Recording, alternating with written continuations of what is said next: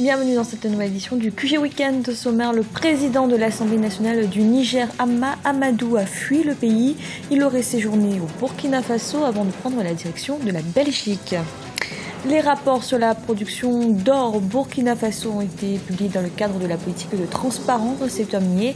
Le pays est désormais le 4e producteur aurifère en Afrique. Et la filière caoutchouc en Côte d'Ivoire connaît des difficultés conjoncturelles en cause la chute des prix depuis 2 ans.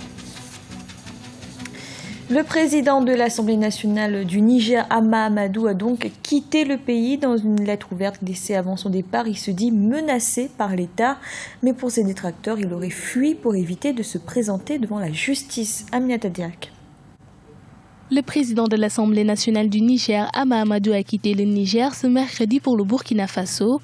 Hama Amadou se sentait menacé par l'État et dénonce les tentatives d'intimidation dont il ferait l'objet depuis décembre 2013. Selon certaines sources, il aurait pris la fuite pour éviter de s'expliquer dans une affaire de trafic présumé de bébés dans laquelle sa femme serait impliquée. C'est assez étrangement sur la base de simples indices que ma femme a été arrêtée et jetée en prison. Depuis un mois, elle croupit en prison, séparée de ses enfants, des enfants qui ont 2 ans. Depuis 2008, ce sont les mêmes acteurs qui s'acharnent à vouloir coûte que coûte m'éliminer de la scène politique. Et ils sont au pouvoir aujourd'hui. C'est le président de la République lui-même qui est derrière ce dossier. Je suis un combattant. Et celui qui va au combat ne craint pas quoi que ce soit. Pourtant, en juillet dernier, Hama Amadou entendait poursuivre son mandat et annoncer également sa candidature à la présidentielle de 2016. Vous pensez sincèrement que c'est faire preuve de courage et de responsabilité que devant les difficultés et les épreuves, se rétracter, aller se coucher serait un acte de lâcheté de mon point de vue. C'est mon droit de citoyen nigérien. Ensuite, j'ai un parti qui a la capacité de me porter au pouvoir. Troisièmement, je ne suis pas seul à l'opposition. Quand on a des adversaires, il faut accepter de leur faire face. Le départ du président de l'Assemblée nationale fait débat au Niger. Selon une source gouvernementale burkinabé, Hama Amadou aurait quitté la capitale burkinabé ce vendredi à destination de Bruxelles en Belgique. Dans l'actualité également, le gouvernement malien lance un projet de formation professionnelle destiné à consolider la paix dans le nord du pays. Les bénéficiaires seront les actifs de la région de Gao, principalement les membres des associations de jeunes. Le coût du projet est estimé à 200 millions de francs CFA. Au Burkina Faso, dans le cadre de l'initiative de transparence et d'industrie extractive, les rapports sur les secteurs miniers ont été publiés. On apprend ainsi qu'entre 2007 et 2011, la production d'or est passée de 0,7 tonnes à 32,6 tonnes, une augmentation qui place aujourd'hui le pays au 4e rang en Afrique. Ibrahim Ndiaye. Le secteur minier connaît un essor considérable au Burkina Faso. En 2011, l'or a rapporté en recette d'exportation 620 milliards de francs CFA, soit 12,12% du produit intérieur brut. Et pour cette même année 2011, 109 milliards de francs CFA a été versé à l'État grâce au secteur minier. Aujourd'hui, le Burkina Faso est devenu le 4e producteur d'or continental, derrière l'Afrique du Sud, le Ghana et le Mali. Plusieurs facteurs expliquent le développement de ce secteur minier. Si vous regardez dans l'histoire du développement minier d'un pays, il est rare que dans un temps aussi record, on puisse mettre en évidence des potentialités.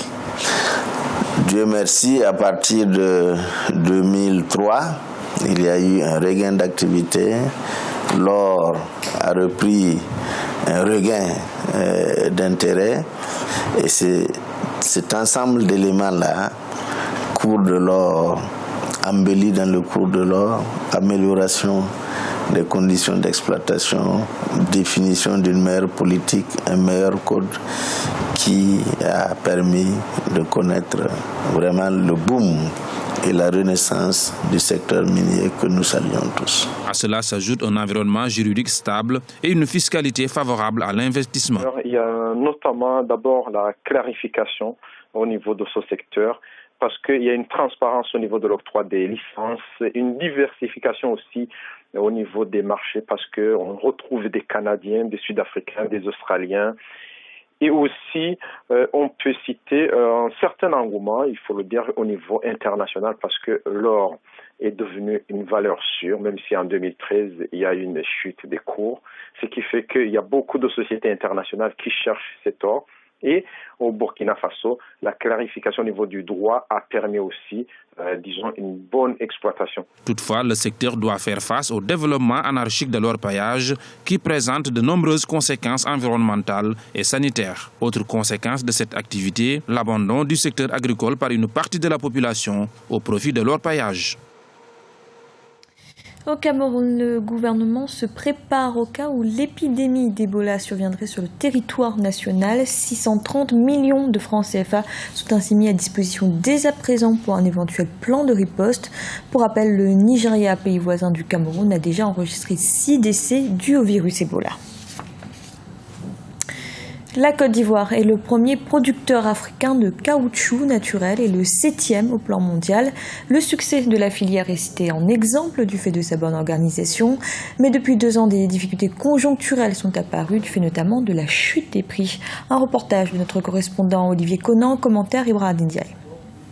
Situation difficile pour les planteurs d'EVEA en Côte d'Ivoire du fait de la chute du prix d'achat du caoutchouc naturel. Le kilo est passé de 1100 francs CFA en moyenne en 2011 à 285 francs CFA en 2014 à cause de la faiblesse de la demande de l'industrie automobile mondiale. Qu'est-ce qui explique la baisse?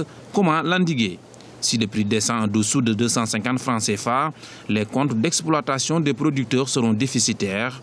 La Procancy, association des producteurs de caoutchouc naturel de Côte d'Ivoire, dénombre environ 127 000 planteurs qui exploitaient 430 000 hectares de plantation en 2012.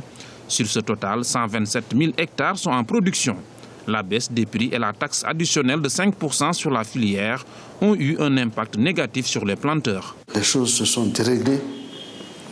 Il y a des nouveaux opérateurs qui sont venus s'installer pour acheter bord champ la production des planteurs. Ce n'est plus transformé sur place, ils envoient ça à l'export. Et puis ça a désorganisé un peu. Les agros n'avaient plus la trésorerie pour acheter toute la production des planteurs.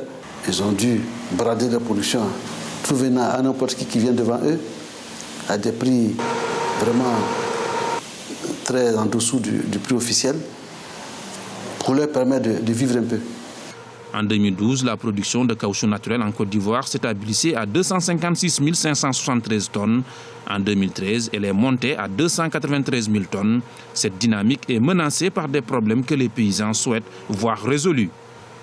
Pouvoir accéder au plan à un prix convenable, un prix acceptable compte tenu de leur pouvoir d'achat, pouvoir accéder aux intrants, engrais, pesticides, herbicides et tout ça à un prix qui correspond à leur niveau d'achat, à leur pouvoir d'achat. Et puis pouvoir accéder à leur exploitation, avoir donc des pistes carrossables. Aujourd'hui, près de 300 000 planteurs se tournent vers la culture de l'EVEA. Leur production dans les années à venir, ajoutée à celle des plantations industrielles, conforte l'interprofession dans son objectif de produire 600 000 tonnes de caoutchouc naturel à l'horizon 2020. La Côte d'Ivoire est actuellement le premier producteur africain avec 293 000 tonnes. C'était le journal de la rédaction. Merci de l'avoir suivi. Retrouvez dans un instant une nouvelle édition du QG Weekend.